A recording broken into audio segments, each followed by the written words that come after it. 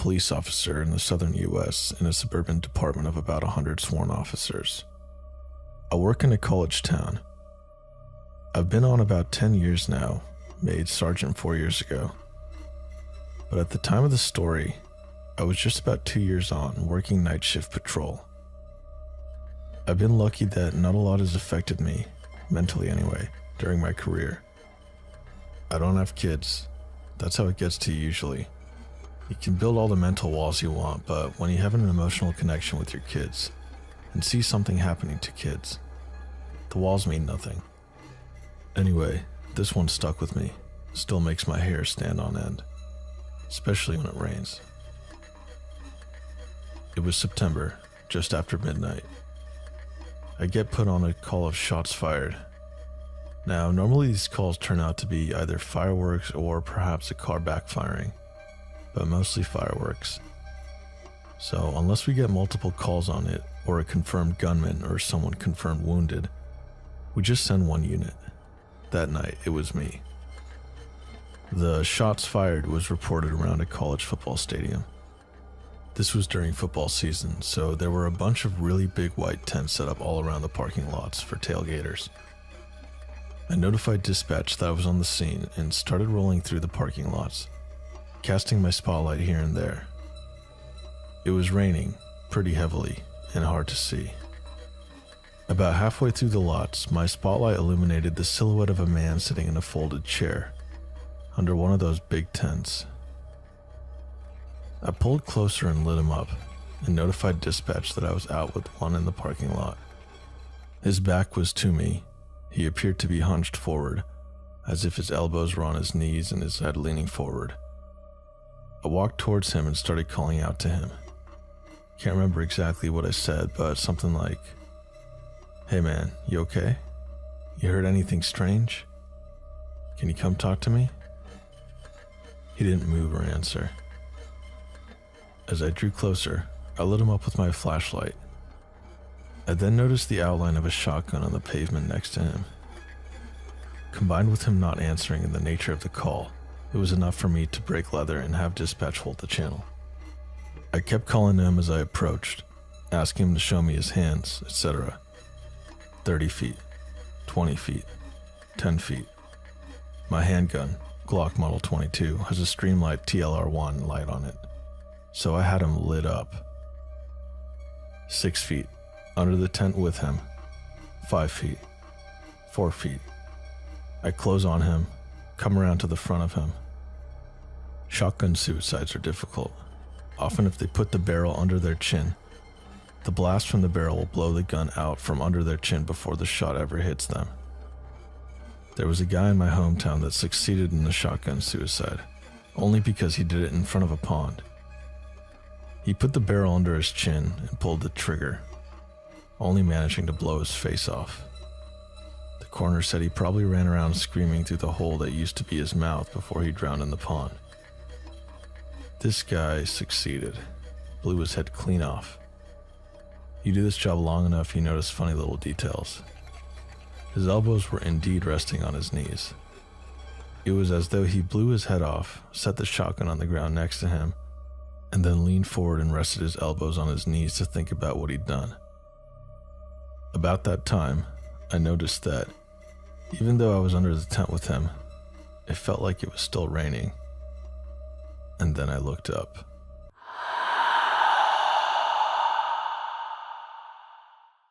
My uncle was the sheriff of a small town in New Mexico. He was the most hardcore person in our family. Super straight-laced, never really BS, and wasn't at all a joker. So when he told this story, backed up by my aunt, we all believed it without question. A local reporter named Bob D would always show up at any major police activity from the police scanner. Big car wrecks, fires, anything worth maybe reporting in the local paper. Everybody in the force knew Bob D. He was around at least once or twice a week at various police activities. Bob was a bit of a joker himself. He would mess with people by flicking behind their ears. People would react to the flicks thinking it was a bug, only to turn around and see it was Bob jerking around. Everybody liked Bob. Unfortunately, Bob had bad lung cancer and died pretty suddenly. His wife buried him, against his wishes. He wanted to be cremated. For the next couple of weeks, after his funeral, people kept talking about seeing Bob at car wrecks, fires, all the same stuff he used to report on. There were 20 to 30 reports like this from civilians and members of the force. My uncle didn't buy it, until the night he and my aunt showed up at our house, gun drawn, pale as paper. We asked him what the hell happened, and he had to sit down, take his breath, compose himself, and start to outline what happened. Note, this is a guy that I never saw get rattled by anything. He said, my aunt and him were sitting on the couch in their house watching TV. My uncle kept scratching at his ear over and over. Finally, my aunt asked him what the problem was, and he turned around just in time to see their bedroom door open. Bob D. standing there in the doorway, clear as day. My uncle jumped up, cussed or something, got my aunt's attention, who turned to see him there too. As soon as they both made eye contact with him, Bob smiled, turned, walked across the living room and out their front door, closed the door behind himself, and he was gone. My uncle got control of himself and ran outside, gun drawn looking for Bob, but he was gone. At that point, they ran over to our place. We went over there and didn't see anything, but my aunt and uncle stayed at our place that night. At work the next day, all the guys in the force were giving my uncle lots of "we told you so's." People around town said they saw Bob D. show up at police scenes for at least another 2 or 3 months. My dad saw him in our dark room in our basement with a friend. He was flicking their ears in the dark. During the 3rd month, people that saw him kept saying he was looking worse and worse. My uncle saw him 2 more times, each time confirming he was looking more and more worn. My dad had concluded that he was decomposing, and his ghost was reflecting that process. Every time my ear itches, I get goosebumps.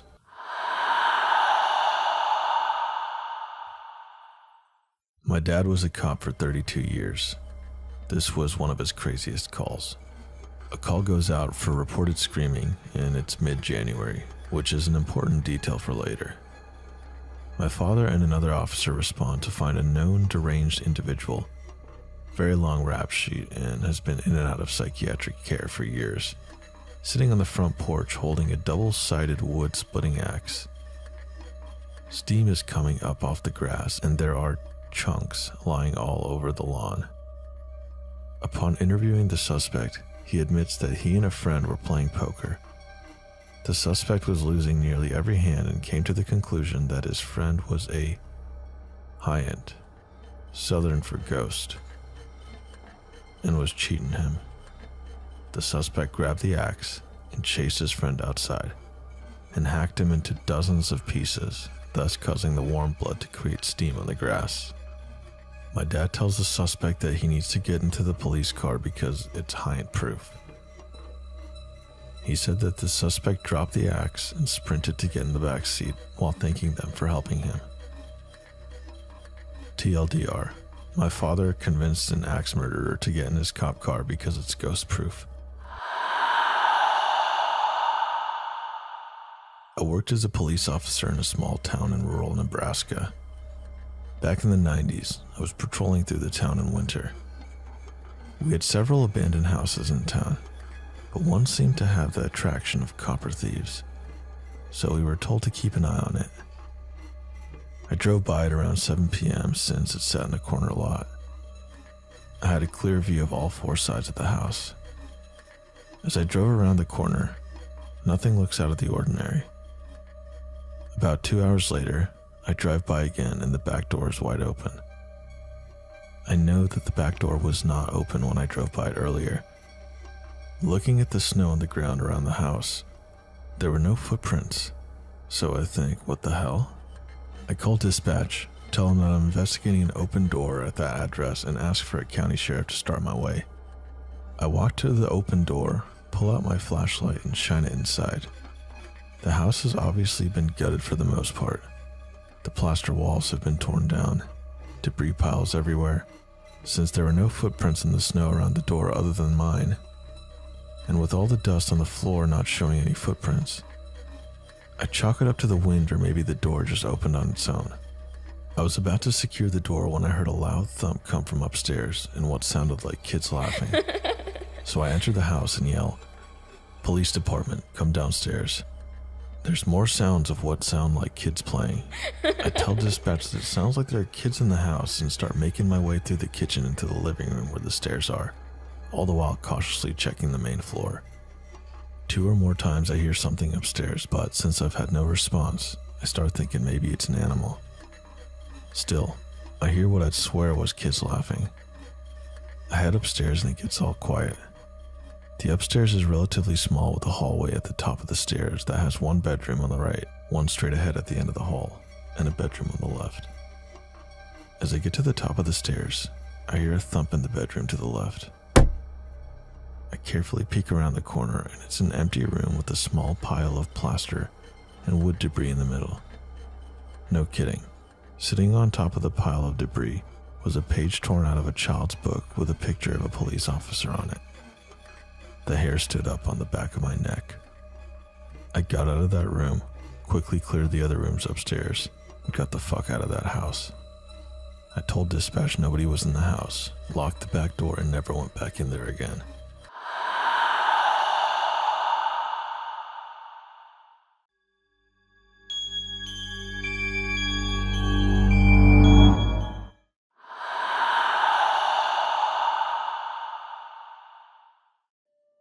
I had just gone through a pretty rough divorce a few months ago.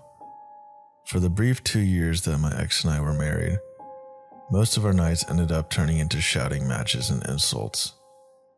We were always so loud. We had gotten several noise complaints and an eventual ultimatum that we would be thrown out of the building. Anyway, we ended the whole thing and she got the most of everything. The house belonged to her family, along with most of everything in it. She let me only have my clothes, some photos, and my dog, Riley. I was short on money at the time. Luckily, a friend of mine let me stay in his home for as long as I needed. While I was there, I was looking for a better paying job to get my life back on track. My job search led me to an opening for a campus security guard position at the local community college.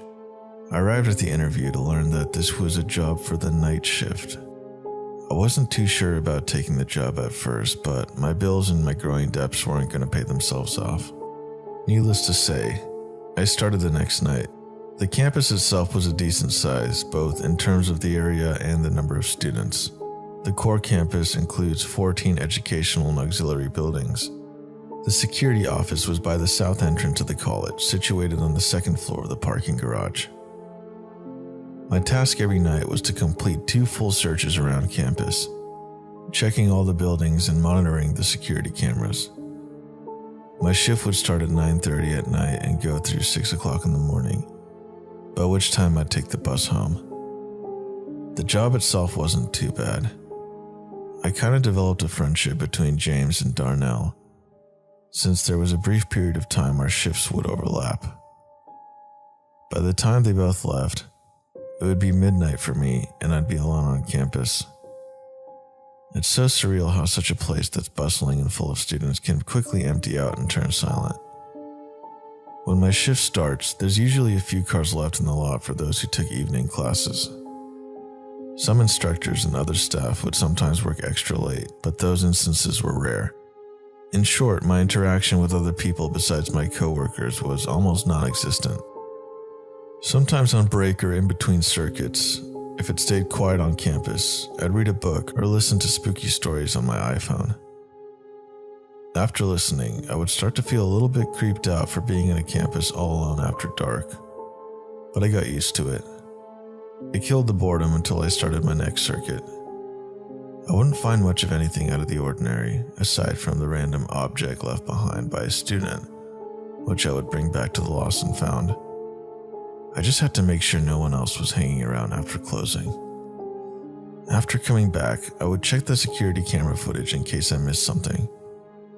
There are a few screens recording the specific spots with the most activity during the day. One for each parking lot, one for each floor in all the buildings, and one for the administrative office. I got decent pay every couple of weeks.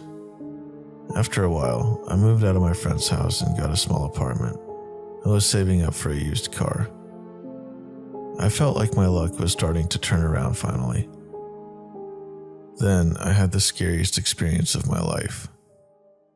I was left alone around midnight, like always. The campus was absolutely deserted at this time, like normal. It was summer during this time, so the night was pretty warm. I felt like I was building a bit of sweat in my security uniform while doing my first circuit. I came back to the security office after finding nothing of note and checked the camera feed. I found nothing in any of the screens until I checked this one for the south lot, near the office. While the screen was small, I could discern the moving of a large shadow across one of the lamp posts. It was doing nothing but moving back and forth across the light. The shadow looked too large to be some small bird or animal. I deduced it had to be someone parked off screen so I couldn't visibly see them. I went out there to check things out, but found nothing there. If it were a person just fucking around, they would have left a sign of their presence. There was nothing left behind. I didn't hear a car driving off or any noise for that matter. I scoped the rest of the south lot to find the source of the shadow. Still nothing. I sighed in annoyance at the thought of some jackass deciding to waste my time. Nothing else happened the rest of the night. I got used to sleeping during the day, but all I could afford to sleep on was a cheap couch that was anything but comfortable. It was rare that I got a full 8 hours of sleep on it, and to top it off, the AC unit had crapped out. My cheap apartment had gotten warmer, making it much harder to sleep. I got to the college at the start of my shift with maybe 4 or 5.5 hours of sleep. I had coffee, but the caffeine boost would only last for so long. With it being extremely late, my office feeling cool, and it being quiet everywhere, I started to feel drowsy. Sleeping on the job wasn't allowed, of course, but every now and then I let myself have a brief nap to refresh myself. So I set my head on the desk and fell asleep instantly. I was later jolted awake.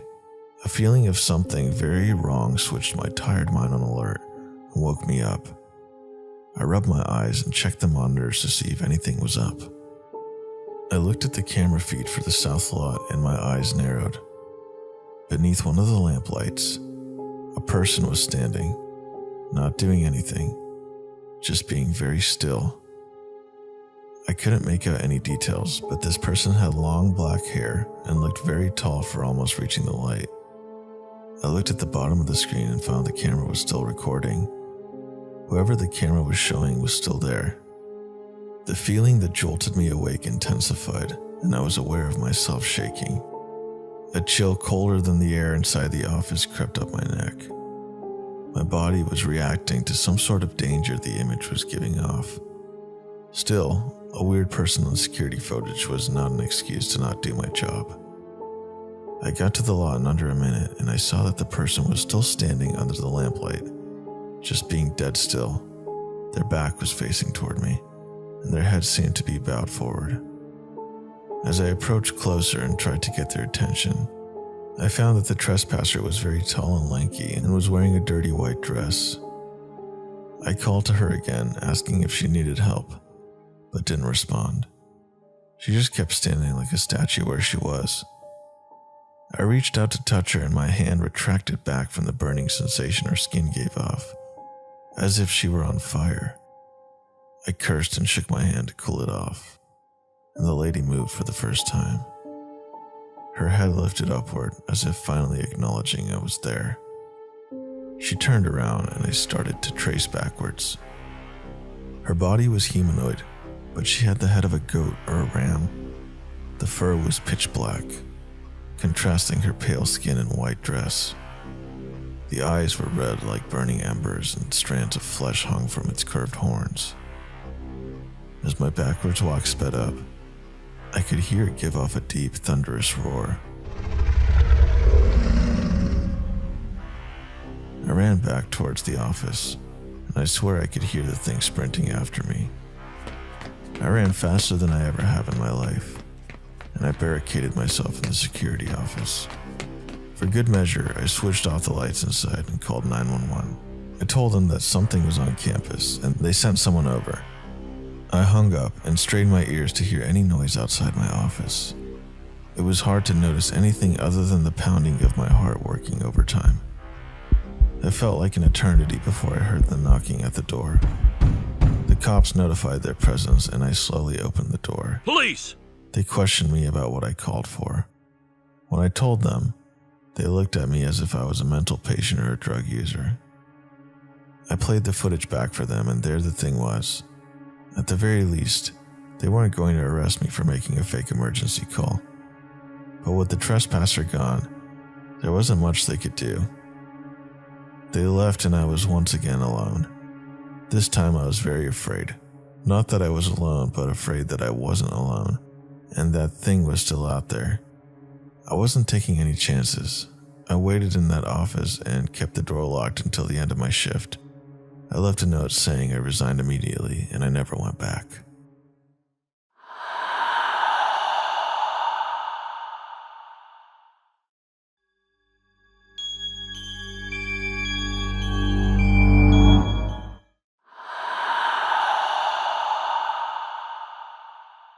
My grandmother was a cop in Santa Maria in the late 70s up till the early 90s. A man calls in saying there's a 7-foot gray man at his door. So she responds and goes to check it out.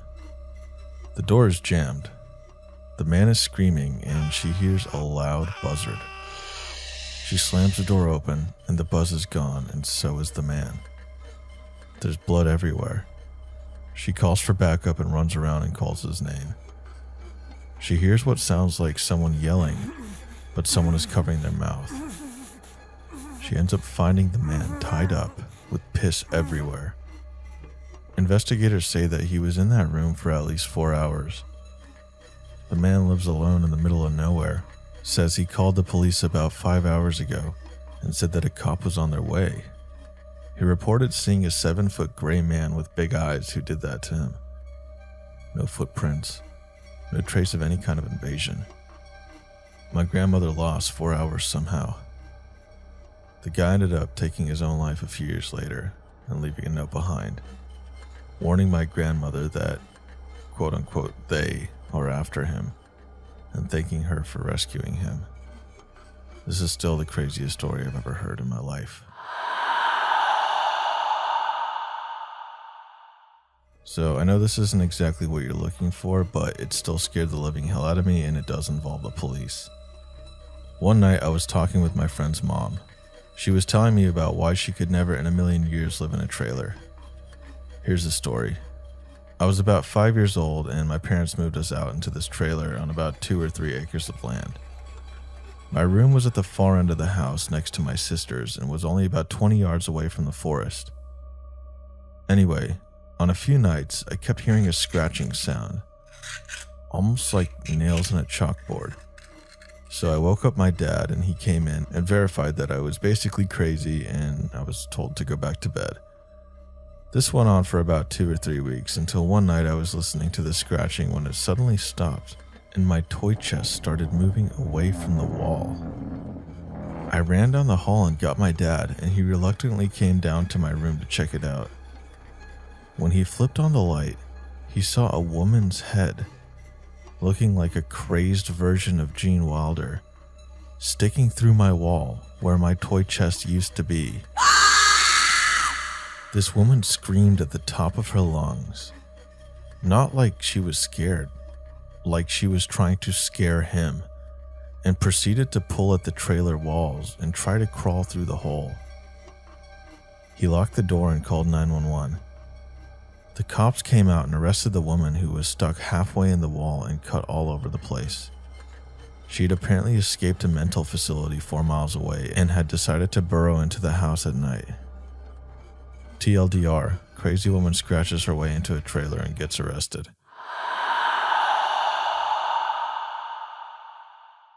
My uncle, who was a cop, told me about a time he responded to a 911 call from a lady who called 3 times claiming that the clouds were following her. I'm sorry, I just had to read that story because when I read it, I was just laughing my ass off, and I thought some of you guys might enjoy it. I promise the rest of them will be scary.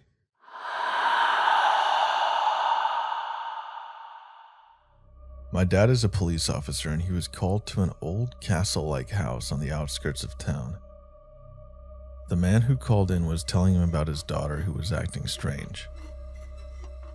She was talking in a deep voice and speaking in swear words and high-level vocabulary. She was only about 10 years old. She was ultimately acting extremely creepy. My dad told the man, "I think you need an exorcist," and left that house immediately.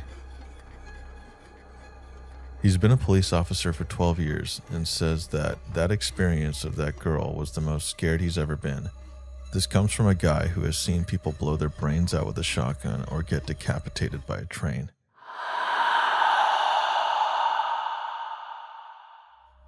We got a call of trespassers at an abandoned hospital during the daytime. There was an on-site security guard who kept it secure even though it was shut down.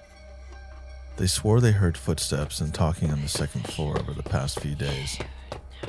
They locked down the entire perimeter and called us out there. There was no way out. We went in there with 6 officers and started from the 7th floor, systematically checking every single room down to the bottom floor. There was no power, so we were lucky it was still daylight and there were a lot of windows. It was an older hospital, so they left old CRT monitors from the 1980s and 90s in there. It was pretty eerie and reminded me a lot of the first scenes from The Walking Dead. We cleared down the floors from 7 to 5 no problem. Once we hit the 4th floor, it started getting really weird. This was the hospital's storage area. Instead of the big spacious rooms, it was super cramped and cinder block walls.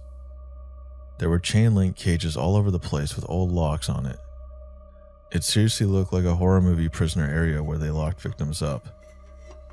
It was also pitch black. The hospital was so big that we worked in 2-man groups on each floor, but naturally split up as the floors opened up more. The 3rd floor was a mental ward area, so the padded walls and pitch dark rooms started to get me a little bit nervous. The 2nd floor was by far the worst, the surgery ward. There were no windows, and again it was pitch black. On top of that, there were large, eerie operating rooms all over the place. In the middle of some of the rooms, there were large metal slabs where they would operate on people. In adjoining rooms, they had huge pegboards where they stored the surgery power tools. How did I know it was power tools? They had marked the outlines of various drills, saws, and other painful-looking devices. It was kind of freaky thinking about how many people had died in those rooms when they couldn't save them. I was definitely nervous clearing those rooms solo in pitch black with only a flashlight. We eventually cleared every single room on every single floor and found nothing. The security guards swore up and down they always heard talking and footsteps down the halls though. We pretty much swore off that place and said not to call us anymore. TLDR, police enter scary hospital with possible ghosts.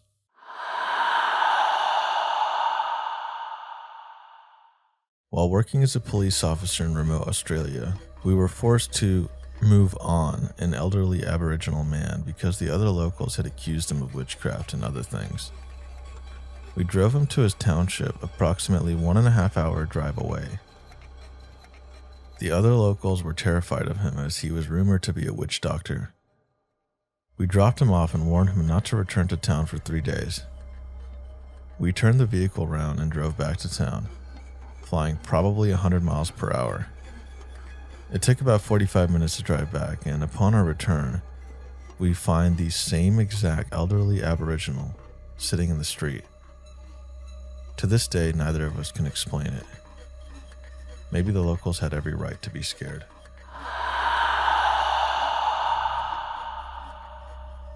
My uncle works for dispatch in my town, and he recently told my family one of the weirdest calls he's ever gotten. He says that he had received a call from a landline one night, and when he answered it, there was only static on the other end. This happened 2 more times. Finally, he calls the squad to go check out the address from the caller ID. When the cops got there and walked into the house, They immediately saw that there was a dead body.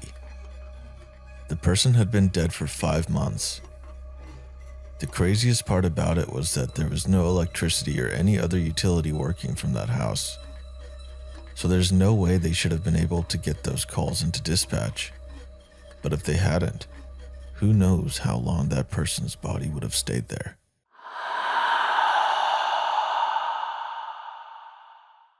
I got called to a residence at about 11 p.m. out in the boonies. This was in Wyoming, so the boonies are really the boonies. The call was about suspicious activity. When we get there, we're told by the family living there that there were very strange screams coming from a creek area about 1,000 feet out. And sure enough, waiting on the porch outside with them for a minute, I hear it. It's very hard to describe what it sounded like. It was like a woman in very severe distress, but higher pitched, and each scream lasted for about 10 to 15 seconds. It never sounded like it was saying anything. It just sounded like a cry of sheer terror, and it repeated again. We tell the family we're going to go investigate, so we just walked down the creek since it was nice out.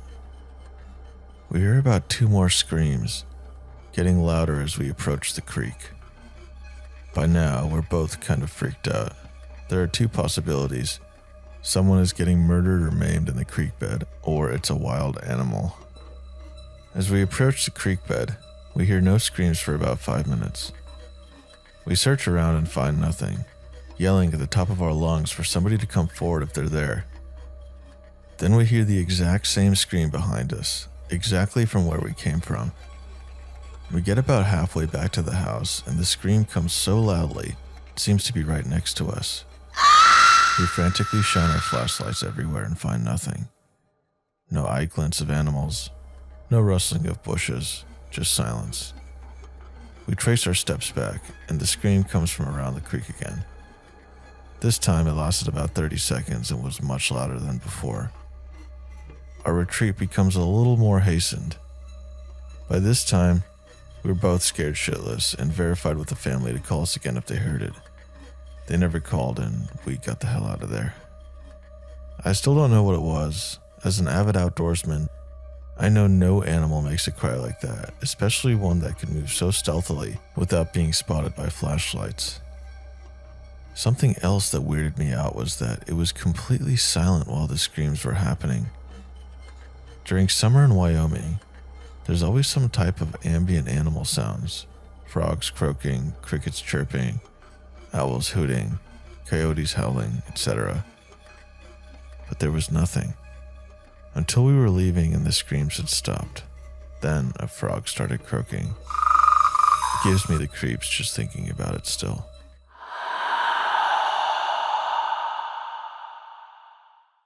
Ex-UK officer here. A few years back, we were receiving phone calls from an elderly lady that lived alone. She was reporting seeing arms reaching through the walls in her living room and also hearing the sounds of screaming, wailing, and children laughing. I believe she was slightly confused and unfortunately might have been in the early stages of dementia, which naturally led everyone to believe she was imagining it. One day, we get a call from someone who is visiting her saying she has just seen arms come through the walls in the old fireplace. Officers turn up, and after a bit of digging around the fireplace, it turns out the teenage kids of the scummy family next door had somehow made or found a gap in the brickwork just up inside the chimney and were taunting this old lady by sticking their arms through and making ghost noises through the gap. They'd also been spraying deodorant into her house. It wasn't me who dealt with this, so unfortunately I don't have any details about what happened to the sickos doing it and whether or not they were prosecuted with anything. But let's just imagine the old lady eventually passed on, turned into a poltergeist, and then tormented them all into madness.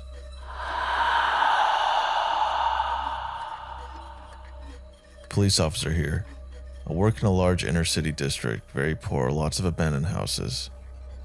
We get a check the welfare run. 2 ladies had just gotten home. We're walking up to their house when they hear noises coming from the house just to the west of theirs.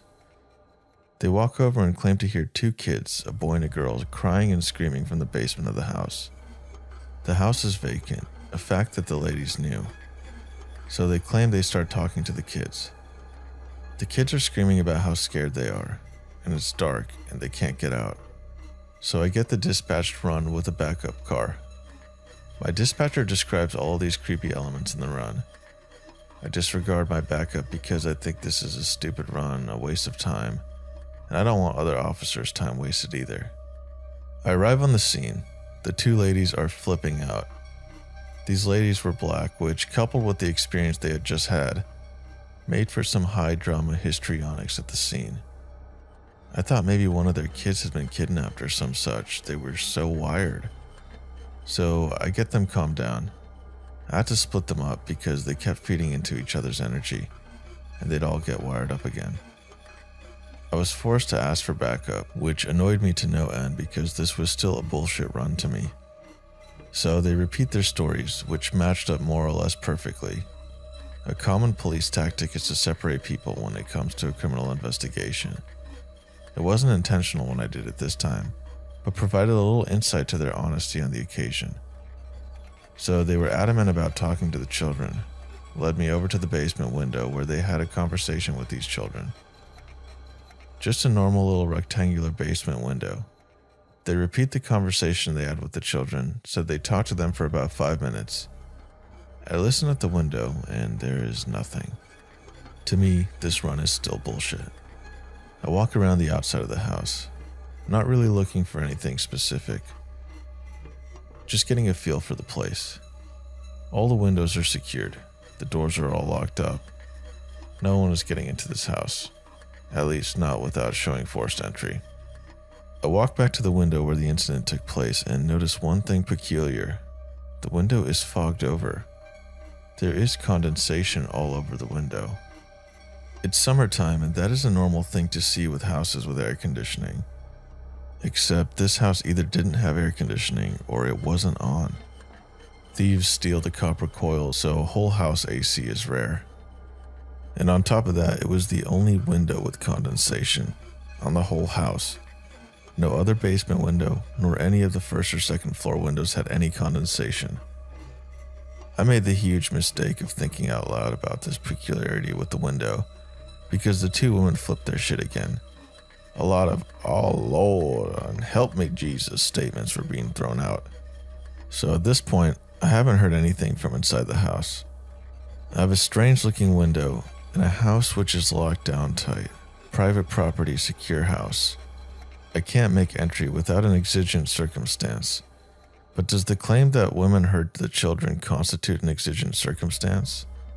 That's out of my pay grade, so I get a supervisor to come out, which annoyed me even further. He arrives. I explain to him the situation. He authorizes forced entry. Quick aside, I love kicking doors in. It rarely happens, but can be fun, and usually is quite easy. This front door is heavily secured. It takes about 4 kicks, but I was finally able to break it down. The city will reimburse the homeowner for the damages. So this house is probably 100 to 120 years old. It's got the musty, dusty smell going on. Old wood floors, plaster walls, very steep stairs, and no electricity.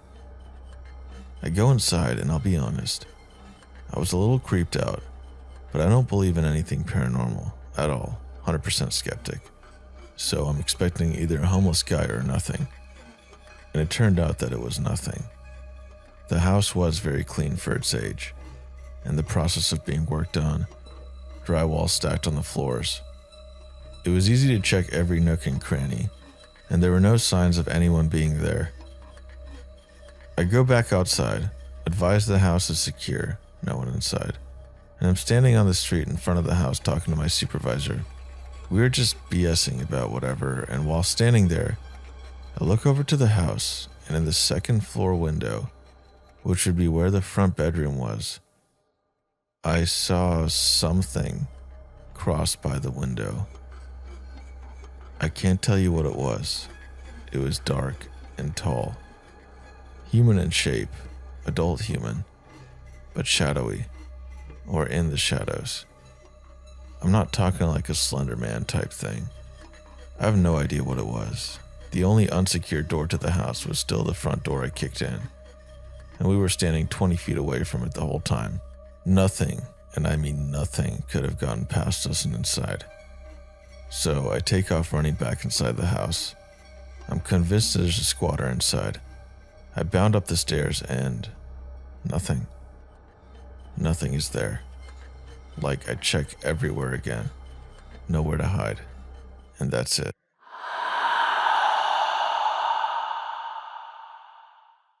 I work dispatch. I received a 911 call from a frantic woman stating that there was a burglar in her home. The caller told me that she went out for a cigarette at night and when going back inside noticed the front door open a crack. She closed it and went to the backyard to have her smoke. It was there that she saw the basement light on through the window and saw what she described as a thin, tall white male with dark jeans, black jacket, scarf, and a ski hat with a pom-pom on top. Caller went back in her room and locked the back door, gathered her family in the bedroom, which was 8 to 10 feet from the hallway that leads to the basement. At this point, the police had been dispatched and arrived on the scene. Multiple surrounding towns responded to set up a perimeter. The back and the front were both covered, and the basement had bars on the windows, so all exits were covered. The police got the spare key hidden from the caller's directions that I relayed to them, entered the home and did an interior search which found no one in the home. The caller was very sure on what she saw and even could tell facial features. The caller had no history of mental illness and has never made a call like that before. She ended up taking her kids and staying with her family a few times over. Police cleared since there was no suspect and there'd be no way for them to get out if they were inside. On our next shift, one of the senior guys who had been there nearly 26 years told us he responded to a suicide of a young white male in that basement. Apparently, he had shot himself with his father's shotgun, which was in a case in the wall near where the caller described him standing and looking around. We all believed that she saw a ghost that night.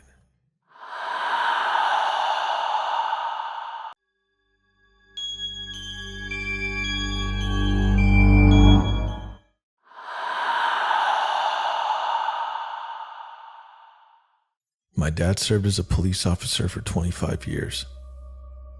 One night he gets a call from a woman who says her neighbor has made a pact with the devil. The woman calling is about 35 years old and totally a religious wacko. The neighbor she called about is about 75 years old at the time. My dad went over and knocked on the door, and this old lady answers. All happy, nice place decorated the same way it's been for over the past 50 years. She invites my dad in without even asking why he came, makes him some coffee, and asks how his day was. Naturally, at this point, my dad is wondering what the heck the call was about, but it came clear really soon. At some point, my dad realizes he isn't the only person she is talking to, and that she thinks her apartment is full of people. My dad thanks her for the coffee and she tells him to come back anytime. The whole time she was talking, he was writing down the names of the people she was talking to and does some research on her when he gets back. Turns out she was talking to family members who were all dead. She had a daughter, 3 sons, a brother, and a husband. All dead, and she had no family and no friends. She hadn't spoken to another person in years. Her groceries were delivered and she rarely left her apartment. Over the next 19 years, my dad personally took care of her. My sister and I came over all the time and just sat and talked with her. She even taught me how to cook. Over the years, she stabilized and stopped talking to her dead relatives. She just needed people to live with. She actually lived till she was 94 and died in the guest room of my parents' house, since it had become harder to take care of her from a distance as she got closer to the end. She was like a grandma for us. While this wasn't really a ghost story, I just thought it was worth telling. TLDR, not called about devil contacting old lady, turned into a great part of my whole family life, and one of the few moments that make me think humanity can actually be good.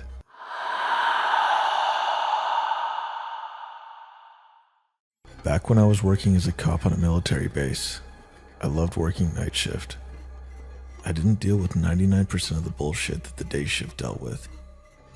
and what little stuff we did deal with was usually really interesting. Well, most every building on a base is alarmed, and the alarms are tied right into the desks, so we know the instant they go off. When we get an alarm activation, we close the base and go check the building. Pull on all the doors, see if we can get in. If we can, we go into the building and secure it. Check all the doors and corners to see if someone set the alarm off. Well, one night, I was on patrol with my alpha partner, and we get a call to respond to an alarm activation at the elementary school. So we go, secure the building, and call in that the building is all secure. No problem, keep patrolling. So about 15 to 20 minutes go by and we get another alarm activation. We get back out there and check, and now there is a maintenance door open that leads into a boiler roomish thing. Nothing in it, so we close it, lock it, and get out. Another 20 minutes and another alarm. We respond. All the doors are still locked and we can't get in. Maintenance door is locked. Call in the all clear.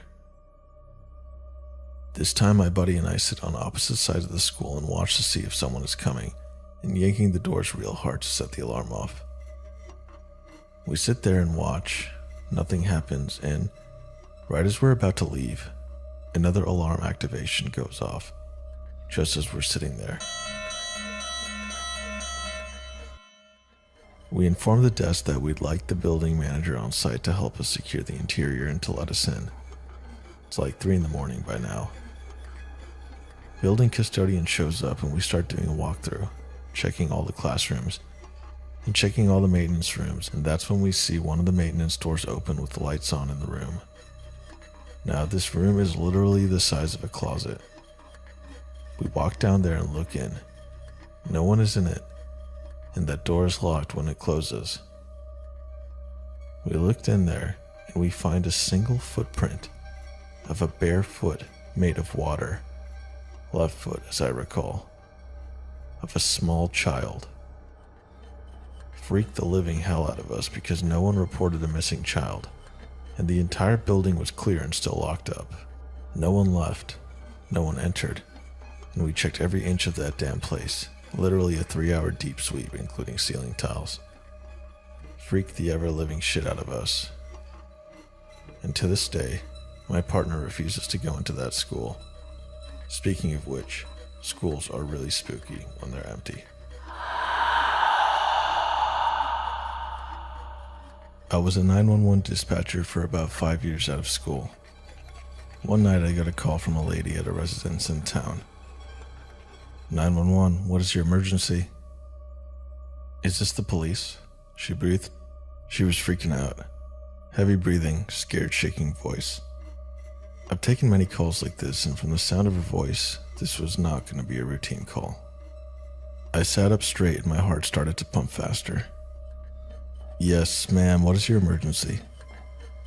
There's someone in my house, she trailed off. Very breathy and genuine, but not loud and freaking out. Okay, are you located at... I go on to say her house address. Yes. I dispatch the cars to start heading over to the address, and I don't give a reason yet. Okay, do you know who this person is? Well, no, I don't. I think it's... I know this sounds so crazy. I think there's a ghost in my house. She begins to sob and sounds so freaking scared.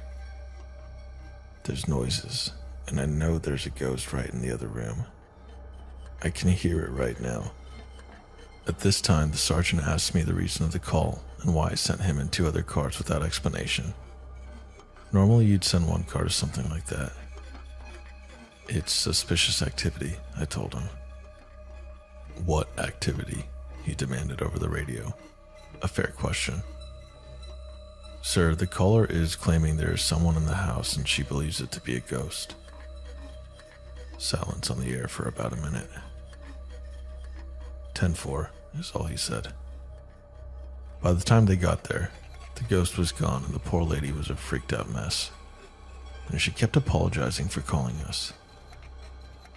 But it was real, she kept repeating. The officers later told me that her sincerity actually freaked them out a lot, and when they searched the house, guns drawn, even they were scared.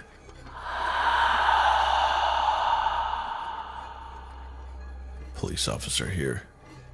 One evening about 8 years ago, it was pouring outside, and we got a call from an elderly woman. She called in and said she was hearing footsteps in her house, and she thought there was a ghost inside, because she regularly heard the sound of someone walking upstairs, but she lived alone. We went just to check it out and make sure that everything was okay. She stayed on the line with 911 operator because she was frightened. About 3 minutes after she initially called in, she said that there was actually a man standing outside in her backyard, staring at her through a sliding glass door. Petrified, the woman froze in that spot and continued to stare directly at the man. For the next minute or two, she said that he was just standing there, still as could be, staring at her. Eventually, the man slunk off out of sight. When we arrived, about 12 minutes after the call first came in, we went to the front door. I remained in the foyer with the woman, and the other officer went to the backyard to see if the man was still hiding out or if there were any traces of him. I spoke with her for several minutes until the other officer returned. He said there were no traces of anyone having been in the backyard. We set off to do a quick sweep before we left to make sure the house was all clear. In her living room, the room that has the sliding glass door, we discovered a trail of mud and footprints inside the house. I asked the woman if she had been outside at all that day, or if anyone had been over to visit her. She said no, that she lived alone, and that no one had come by to visit. The woman was very old, probably around 85, and had very poor eyesight and was hard of hearing, as elderly people tend to be. The woman obviously had seen the man's reflection and mistakenly thought he was in front of her, on the other side of the glass, in her backyard. In reality, he had been standing only a few feet behind her in the same room while she had been talking to 911. Nothing was stolen, broken, or out of place, so we don't know what his intentions were. Who knows what would have happened had she not stayed on the line with the operator. I know it sounds like something out of a campfire story, but it was honestly one of the most unnerving and creepy experiences I've had while on duty. TLDR, responded to a call where an old woman thought there was a ghost in her house. She ended up seeing a man through her sliding door leading to her backyard. When we arrived, we discovered footprints indicating that the man had actually been inside of her house and she'd been looking at his reflection in the sliding glass door.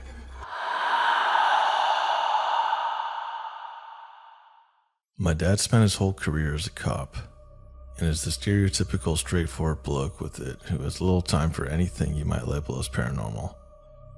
That said, he describes one event from about 20 years ago that he just can't explain.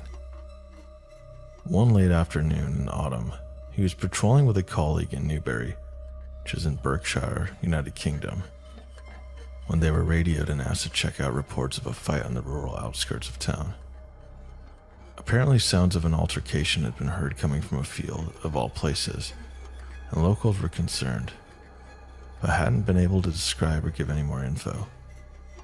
When they got to the field in question, my dad and his colleague hopped a fence and headed inwards, not immediately seeing or hearing anything. It was gloomy and a little misty at ground level, but apparently just about enough light was left in the day to see there wasn't obviously anyone about.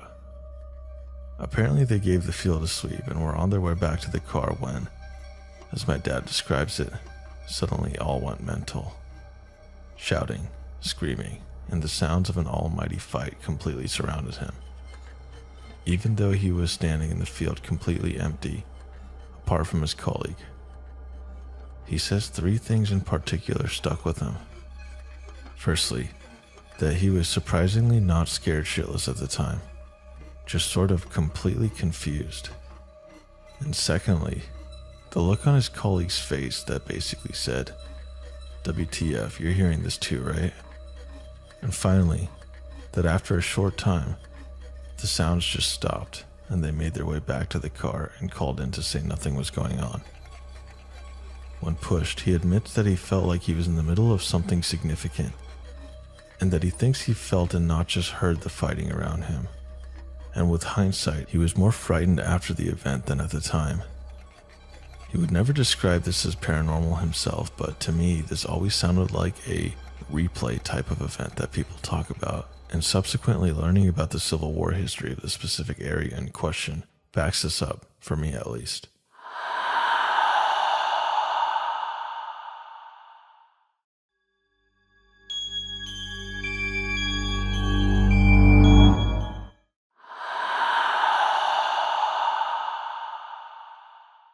Navy Security Forces member here. I was on shift with the DoD police officer on the oldest Navy base we have in the States. We get a call about an alarm going off in a nearby office and it being midnight. We quickly get over there. When we get to the building, there are lights on in the second story. We try all the doors and they are locked. Try the windows. Locked. Look for any possible entryway and everything is sealed up tight.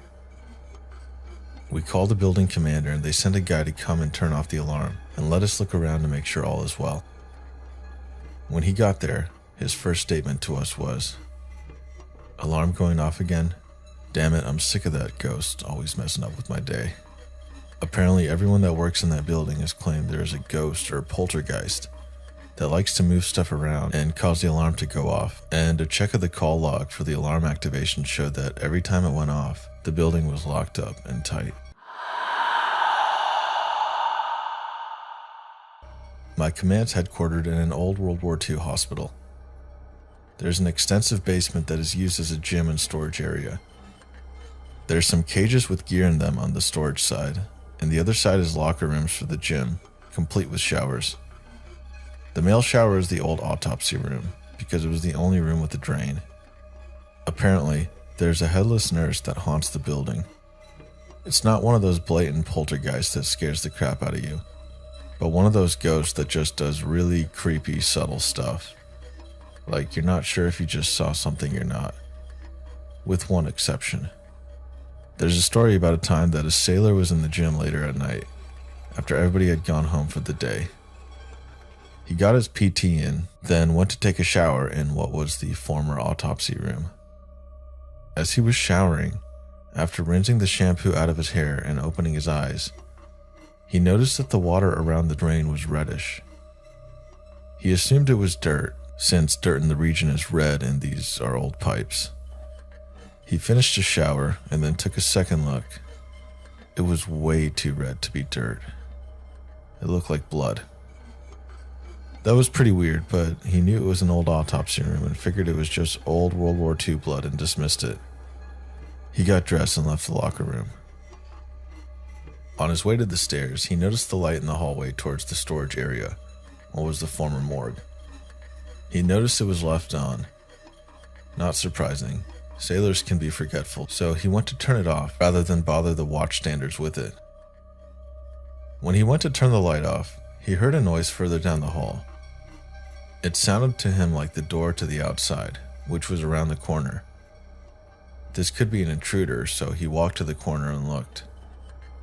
Someone dressed in a simple white dress was hunched over an old-style gurney with a body bag on it, pushing it towards the door. As he looked, it stopped, let go of the gurney, and turned to face him. She hadn't been hunched over.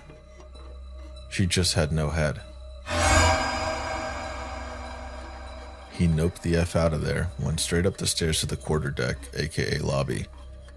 He tried to tell the sailors on watch what he'd seen, but he was mostly a babbling mess. They called the chaplain, and he took the guy somewhere off to talk because he had no interest of going back into the building. Once he'd calmed down and was rational again, he told this whole story.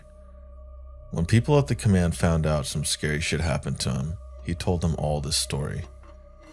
Supposedly the guy was so traumatized that he couldn't work in the building anymore, and they had to send him home for some psychiatric reasons. Because of that incident, there is now a time limit for when he can use the gym for PT. Although I don't know if it's technically official, I just know that nobody uses that gym after normal working hours ever since. Oh yeah, and as a junior enlisted, I get to be the roving security watch on the graveyard shift and do solo rounds of the building after midnight. I take a flashlight every time, but it doesn't make me feel much better about it, especially knowing that there could be a headless nurse pushing a gurney, just waiting for me to notice her.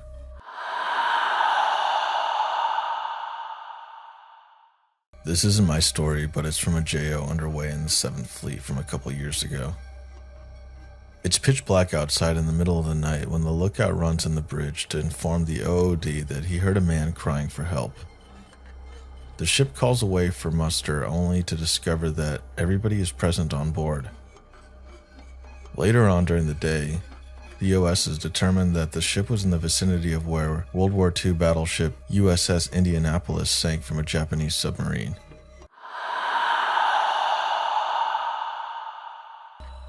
I was walking down the P-way at night, very late. I can hear someone walking behind me, even though I didn't see anyone down the cross P-way. I guess it was someone coming from there going to berthing. I kept walking past berthing and continued to hear the footsteps, and then I heard the distinct sound of a steel-toed boot hit the knee knocker that I just passed. I turned around because clearly they hadn't turned down into berthing. I stopped and turned around to see who it was. I heard 2 more footsteps, now, clearly in front of me, and then it stopped. There was no one there. I told one of the girls I was on watch with what happened, and she said that one night she was walking down the P-way at night and looked that same cross P-way and saw what I guess you could say was a shadow person. Like, it's dark with red lights on, but not dark enough to not figure out who it is you're looking at. While on shore duty, me and another guy watched one of our rolly chairs forcefully roll across the floor. Same night, we had a motion alarm go off on the loading dock, even though we were watching the camera and nothing was moving in there. While stationed in Pearl Harbor and finishing my rounds as CDO, I was returned to my office around 2300 to pick up some folders. The entire floor was open with a single light at the rear, but I knew the layout, so no concerns. Halfway across the darkened floor, I heard what sounded like an old typewriter and someone talking, but not loud or clear enough to make out what was being said. All the hairs on my neck just instantly went up, and I had the feeling like leaving might be a really good idea.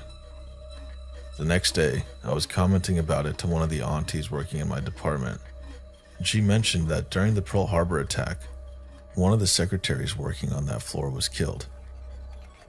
It still gives me the chills thinking about it. When I was in the Navy, I saw a UFO. A lot of people will tell me no, that it was just some weird lights, but nothing created on the planet Earth moves the way this thing did. It was just getting dark outside, underway at about 10 knots in the Mediterranean, dead flat seas. I'm sitting watch up in the Brightbridge console when I notice a single point of light in the air. To me, it's what looks like a helicopter hovering above one of 2 merchant vessels in sight. I check with the AIS and get the names of the 2 vessels and relay the information over to our TIC/IDS. It's not incredibly uncommon for a merchant vessel to have a helicopter on board, but there's absolutely no signal coming from the bearings I was giving, and no record of either ship having a helicopter. At this point, I started to get more concerned and curious. The point of light is still hovering above one of the ships. I head out to the port bridge wing and get on the big eyes, high-powered mounted binoculars, to see if I can get a better look at the aircraft. It appears to be at least 11 nautical miles away, and even with the magnification, all I can see is a single point of light. At this point, the OOD is interested as well, and joins me on the bridge wing, and we watch this point of light zip 15 nautical miles in a matter of 2 to 3 seconds and stop directly over the other merchant vessel. There was no wind-up acceleration. It just went from hover to full speed to full stop instantly. The officer standing with me was completely speechless and in awe at what just happened, and called for a higher power air radar search on that vector. Still, nothing at all. The point of light hovers above the ship for a minute or so. then at about half the speed from before flies to a point between the two vessels over the open ocean. It makes 3 to 4 dips down to the water and then back up to about 10,000 feet.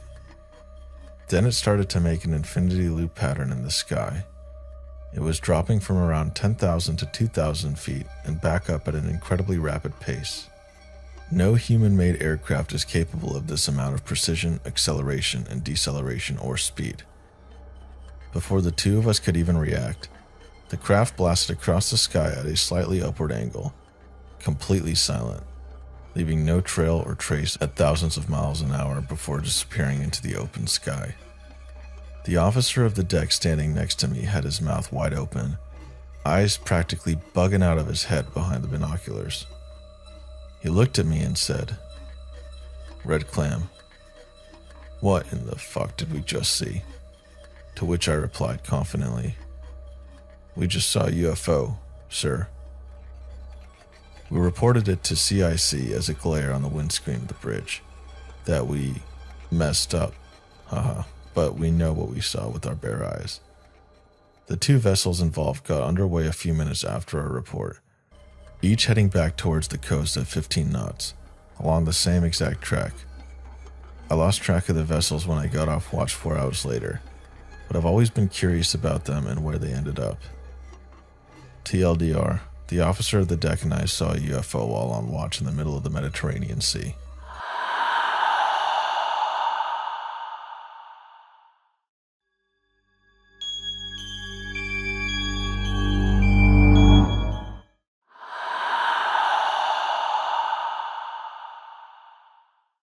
This is probably the creepiest, most unexplainable thing that has ever happened to me. I used to work overnight as a security guard at the local port. Usually none of the port workers would stay overnight except for the safety official.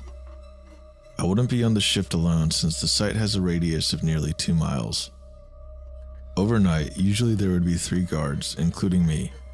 Since the area was fairly big, there were different posts, but front gate was the main entrance area where all of the guards would be stationed overnight, since there was no need to put them in other posts due to the fact that there was no activity in the site at this time.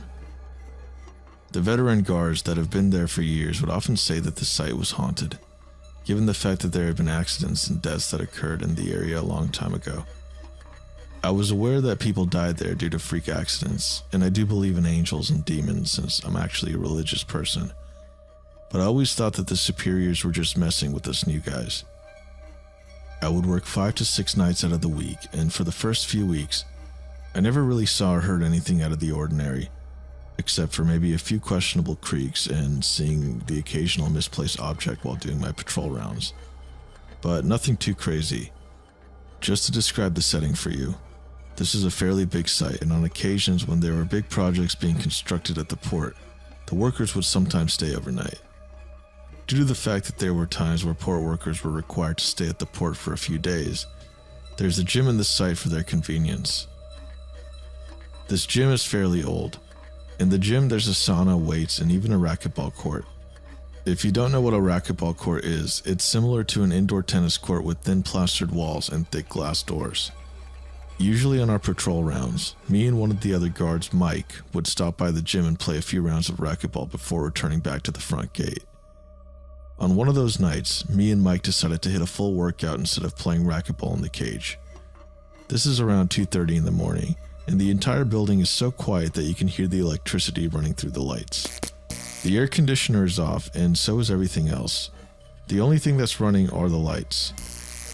15 to 20 minutes into the workout, we hear a loud thump. We crossed it off as nothing and continued working out. Then, after a few more minutes, we heard the loud thump once more. At first we thought it was our lieutenant, which could have been walking around, but then we radioed him and he gave us his location, which was front gate. We tried thinking logically on what could be making those loud thumps on the wall. They were coming from the court on the other side. We thought it was the air conditioner, but then we remembered that it was off, and even when it switched on during the day, there's no reports of thumps coming from the air conditioner. After a few more minutes, the thumps started occurring one right after the other. We were very creeped out at this point, but what we were about to witness still scares the absolute shit out of me to this day. We started to approach the other side of the gym to where the glass door was. We turned on the flashlight, aimed it towards the clear glass door, and I got chills all over my body, and I started tearing so much out of fear that I was about to cry. We saw one of the balls rolling slowly by itself inside the court, but there was no one in there. So that means the loud thumps were the balls mysteriously being tossed against the wall, as if someone or something was playing inside the cage. We were both so confused and frightened to how this was really happening. We couldn't make sense of any of it. We were scared shitless, and we started yelling and running away because we knew that there was probably something evil toying with us right there. As we sprinted full speed back to the front gate, the lieutenant saw us and asked us why we were tearing up and running in such a ridiculous manner. We told him what we witnessed, and his facial expression scared us even more. That's when he said, "That's why there's always guards that quit often. There's something evil in the area, and it's not the first time that something really bad has happened here." He then showed us security footage of dark figures and shadows literally passing through the office areas, and lights mysteriously switching on and off. Up until this day, I still get chills recounting my experience with my friends and family, and I'm even getting chills right now as I'm typing this. I'd never had a real encounter with the supernatural until that night. Many say that it was a demonic presence messing around with us. Others say it was a ghost of a dead person who died in the area. I don't know what it was, but I didn't last long in the job after that. There were other experiences, but I'll share them at another time.